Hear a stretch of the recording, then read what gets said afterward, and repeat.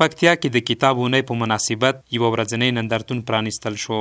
یاد نندارتون چې د پکتیا ولایت مرکز ګردیز کې د یوې ورځې لپاره جوړ شوی د اطلاعاتو کلتور اړوندو ریاستونو او کتاب پلورنځیو له لوري په سلګونه کتابونه نندارې ته ایښودل شوي.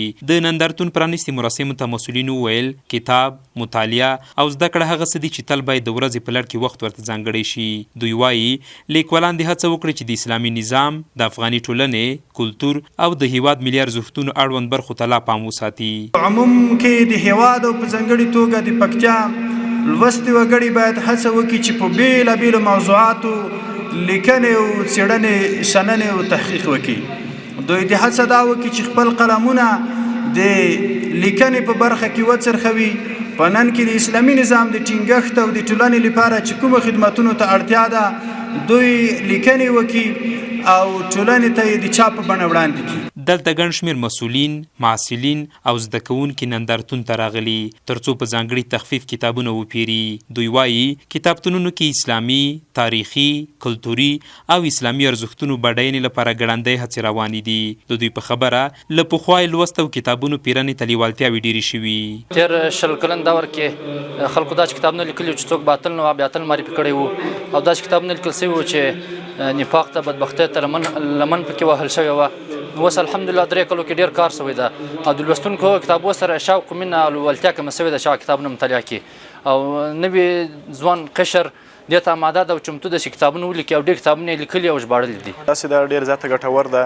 موږ چې کله دلته راځو دلته د نوي فکر سره راځو ځکه چې هلته کتابونه ډېر زیات دي، ډېر نور مختلف بڼې لري. هغې کتاب مطالعه موږ کوو، څخه موږ اخذ کوو چې موږ راتلونکی جوړوي. همدارنګه کله چې یو شاګرد نور لیسو راځي دلته مطالعې کوي نو هغه څخه د ډېر مثبته پرېکړه ورکوي د دپاره او د دپاره راتلونکی هم جوړېږي. د سوریا غوی میاشتې وروستۍ نیټه په ټول هیواد کې د کتاب اونۍ په نوم نومول شوې. په دغه اونۍ کې له نورو ورځو په لویه کچه کتاب پلور، پیر او بازار لپاره متفاوتې هڅې کیږي ترڅو د ولس مینه کتابونو سره لا ډېره شي. پکتیا ولایت کتاب پلورنځیو مسؤلین وایي دوی لپاره د پاملرنې او کتاب بازار ښه کېدا په موخه دا ډول نندارتونونه تر لرې پرتو ولسوالیو وغځوي ترڅو کتابونه تر الماریو محدود نشي. د اطلاعاتو کلتور ریاست مسؤلین دغې اندېښنې ته په پام وایي هڅه کېدي چې د لړۍ د پکتیا ولایت په بېلابېلو سیمو کې پیل کړي ترڅو ځوانان مطالعې ته وهڅول شي او کتاب فرهنګ لا پیاوړی شي.